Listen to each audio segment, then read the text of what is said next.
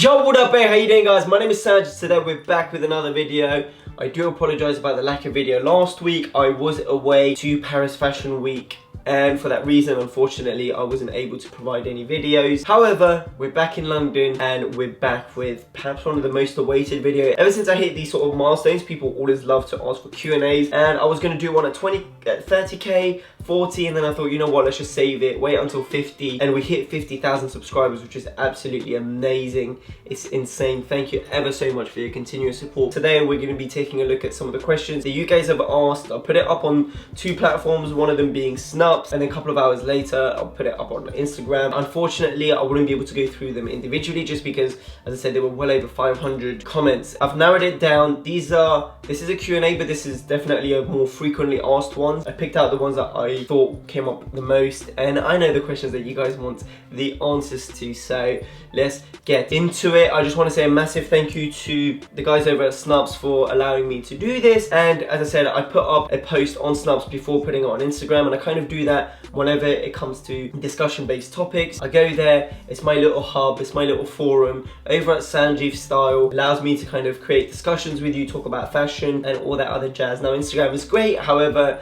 it's a picture platform, and so for that reason there isn't much room for communication between me and you. Truth be told, I can't get to everyone. However, on Snupps I'm able to do that, and I feel like we've created this nice little thing going on where even if I can't answer a question, someone else might be able to do so. If you wish to check it out, all the information to that can be found right here, SANGIEV, if you wish to follow me. Now, the questions frequently asked, 50k Q&A. I can't believe I'm even saying 50k Q&A. I mean, it's mad. I'm so thankful to you guys. There is a lot. I'm going to try and keep this video under 10 minutes. This could be an entire joke because the video might just be 15, might be it won't be 20. I'll keep it under 10. I might have to zoom past these. Start off with, if you could wear only one brand for the rest of your life, what would it be? Hedi Ackerman, quite simply. He's the designer that I can see myself being dressed head to toe and still looking absolutely sick. Question number 2, where did your obsession with jewelry stem from? I don't know, man. I feel like it's embedded in my Asian culture. Obviously, in Asian cultures, our parents, mothers, fathers, they wear a ton of jewelry. Granted, they're often gold. Yeah, I was just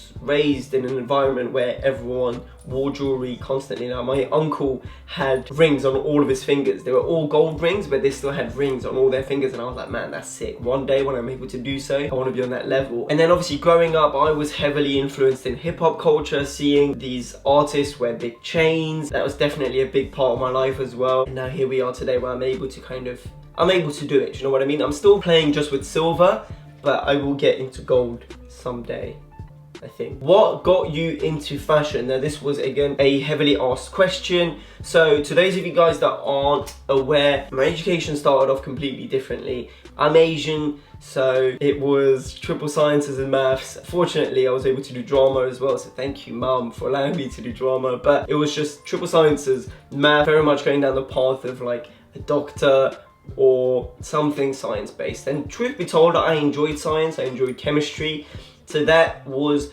what the pathway looked like. I finished my A-levels, got the results that I wanted, got into the university that I wanted, and I don't know, I just had a moment of like, this is just, I'm doing this for my mum. I mean, that's cool, and some people actually stick through it. Like my brother, although he enjoyed what he did a chemistry degree, he 100% did it for the happiness of my mum, which is amazing. Being the bad son that I am, I spoke to her, I had a word with her. I was like, listen, like, I really appreciate what you've done for me and da-da-da, but I kind of want to just do my own thing. She was very respectful of it. Obviously at first she was heartbroken, to say the least. She understood it. With that being said, I was like, let me take a year out, let me just figure it out, and then if at the end of the year I still haven't got another solution, then I will go into doctor, medicine, science. During that year, that's when I kind of put more effort and more emphasis into fashion. Fashion was something that, as I told you previously, I wasn't like into as a very young kid. It was only from the age of 16 once I started to take interest in what I look like. And I think from the age of 16 until the age of 18 to 19, that's when I really was passionate about fashion, learned a lot about it, found out that there were roles within the industry, and so I thought, you know what, let me go to uni for it, let me see if I can even get a degree in it. And then that's how I got the ball rolling. So it wasn't something that I was just like, oh, I'm not doing anything, let's get into fashion, because I was passionate about it. But I was definitely a late bloomer. So I went to uni, went to Central St. Martin's to do menswear fashion design, and then the rest is history. Now, because of the timing of this Q&A, a lot of the questions were Hedi, Slimane, CÉLINE, how do you feel about it? I think it's a bold move. It's a great move. Obviously, Hedi Slimane is a very, very talented designer. I'm not saying it right now that it would be the best thing that CÉLINE can do, but it'd be very, very interesting to see where he takes the brand and how he's going to implement his touch. If you wish to read a more coherent review about it, I would definitely link Pierre's review. That boy just addresses it a lot better. He knows a lot more with fashion history than me, so he's the person to go and ask. Next question, this was quite cool actually. What was the first time you spent a considerate amount of money on a piece of clothing? Now, the first time that I spent a considerate amount of money was the H&M and Margiela collaboration, and they had the inside out shearling coat, and that was £200. And I remember I actually went early to the store, queued up at 7 AM for a H&M collaboration. And yeah, £200 back then was a lot of money for me. It still is, £200 is still a lot of money, but back then even more so than now. Like, I had to save up for ages to be able to afford that piece, and that was an amazing piece, man. How did you get into YouTube? Do you think being a YouTuber has a negative connotation with regards to being taken seriously in the industry? First part, how did you get into YouTube? I've been wanting to do YouTube for such a long time, man. Me and my brother have been talking about starting a YouTube channel for years. We just never had the balls to do it. We wanted to do like a parody channel, and then fitness channel. We kind of sat on it. As I grew up, I was like, okay, I need to do it at some point. Never had the balls until eventually one day I was like, you know what, just go for it. What's the worst that can happen? Sure, your friends are gonna see it. That's my biggest worry. I didn't care about strangers, I didn't care about anyone. The thing that bugged me the most were my friends, not like my best friends, but like my close friends that I know would rip into me, and just people that I would see on a day-to-day. So for the first year, I didn't actually tell many people. There were only a handful amount of people that knew that I even had a YouTube channel, and then eventually it grew. Who was I watching? I think I was watching the likes of Jacob Keller, obviously. I went through phases with YouTube in the sense of I used to be very much into my fitness, so all the people that I would follow were like fitness oriented guys. No, when I first started it was music, so I would follow all the Filipino artists like J.R. Aquino, Timothy De La Ghetto, obviously, which I still watch, although he's not Filipino, but you know, that sort of clicked. And then I went into my fitness phase, and then came my interest in fashion, and that's when I started to look at the likes of Jacob Keller, the likes of Jacob Wallace. So I started watching a lot of fashion YouTubers, and everyone was covering the streetwear end of things. Now, I had certain elements of streetwear, but my way of dressing was very much, at the time anyway, not necessarily seen on YouTube. And so I thought, it wasn't even designer, it was just that sort of British Chelsea boots wearing, skinny jeans wearing kind of style that just wasn't on YouTube. And back then, obviously, Chelsea boots and any kind of boots weren't very popular. That's when I decided to kind of, okay, let's do it. Jacob Keller was a massive, massive inspiration of mine. He's the one that actually even got me into wearing some streetwear stuff, which is kind of crazy. And now obviously seeing his growth is amazing, and what he's done for both himself and for the community on YouTube is amazing, even though he's not very active as of present, hence why I'll always refer to him as the OG. Now, the second part is, do you think being a YouTuber has negative connotations with regards to being taken seriously in the industry? Absolutely, but it's not necessarily a bad thing. I just see that as a challenge that should be welcomed. You will automatically fall into that category. I was speaking to my friend the other day. Whatever you may do, whether that might be fashion, whether that might be cooking, whether that might be gaming, whether that might be anything, you will always be regarded as a YouTuber. Even if he's a creative consultant, or even if he's a stylist, he's a fashion YouTuber who does those things. Do you know what I mean? Same with cooks, for example. A lot of cooking channels on the platform of YouTube, which is amazing, but when you throw them in the industry, they will often be described as a YouTube cook.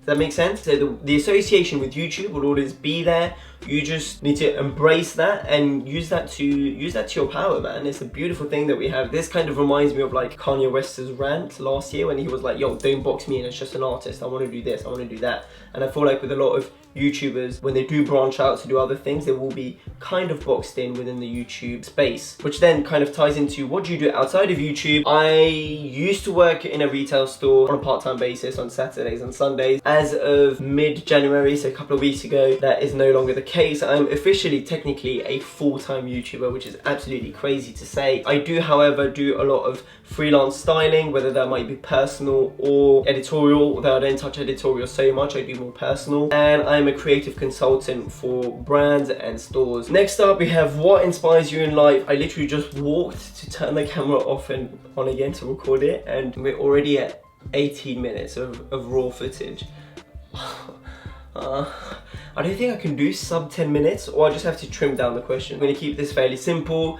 I am very goal driven, so I have set up 4 goals in life. Those goals are what motivate me to do the things that I do, and obviously the people around me, the people that I want to be able to support are the big motivators in me. Would you dress the way you do if you lived in a rough area? Yes, I would. I might tone it down ever so slightly, but for the most part, yes, I would, because I wouldn't give a fuck. Where I grew up in France was Le 9-3, which is, if you aren't aware, isn't the, I don't know why I even say it, 9-3, le 93, isn't I think it's one of the poorest neighborhood in France, if I recall properly. We got out of there, my mom pulled us out, moved to the UK, and I do go back to those areas. I don't change the way I dress. I go, this is what I would wear, this is how I present myself.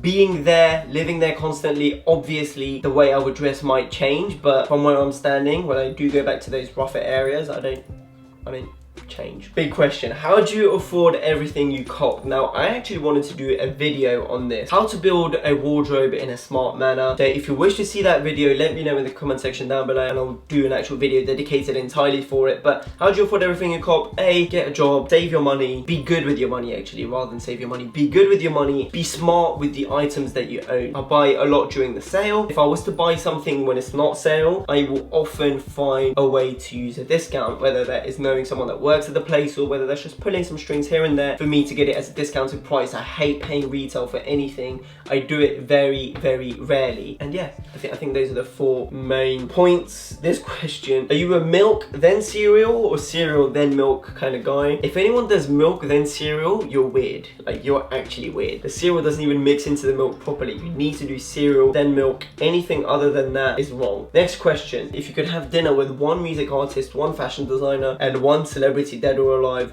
who would it be? I don't know if I'll do these people all together, but music artist, Michael Jackson, obviously I'd love to get to meet the man and just talk to him, have a just conversation, you know? 1 fashion designer would be, obviously Hedi is the one that comes to mind, but I feel like I could meet him anytime, so I don't want to use that opportunity, so I'd probably go with someone who's dead that I unfortunately wouldn't be able to meet. So it would probably be Isanor for what he's done. That would be an incredible meeting. And then 1 celebrity. Now, I'm not too fussed about this whole celebrity thing, so rather than celebrity, I want to go like, these aren't called celebrities, these are like, I don't know, the next step above celebrity. I would love to be able to go for dinner with either Martin Luther King or Steve Jobs or Lincoln, Abraham Lincoln. Oh mate, imagine having dinner with him, with Lincoln. That would be sick. But yeah, I'd say MLK, Lincoln, and then Steve Jobs, if I could. And then last but certainly not the least, how do you attend Fashion Week? Now, this was a question that I got asked previously. This was a question that was actually answered by Joel. Galax to many of you guys. I will leave a card or a link to his video because I feel like he's pretty much hit the nail on the head. You can either go one of 2 ways. Press, well, 3 ways. Press, buyers, or if you're like friends and family with the brand. Now, being friends and family with the brand is less likely. For that reason, I'm not going to touch upon it. Press, if you have a platform, whether that might be YouTube, whether that might be blog, whether that might be you working for a publication as a journalist, you can get invited to shows. And B, if you work for a store as a buyer, as a visual merchandiser, as whatever, if you work for a store, as long as you're off the shop floor, and I think even shop floor guys sometimes get invited to fashion shows, especially if they work for a brand. And obviously the last way is to sneak in. A good way to do that is to actually wait until everyone's gone in and then just be very polite with the people at the door and ask them if there's any space. You can just go in, stand at the back and get to watch the experience, because being in a show does sometimes, depending on the show, obviously have this magical feel about it. But the reason why I went to Paris Fashion Week and go to the shows and to the appointments was because I was buying for a store based out in Chicago who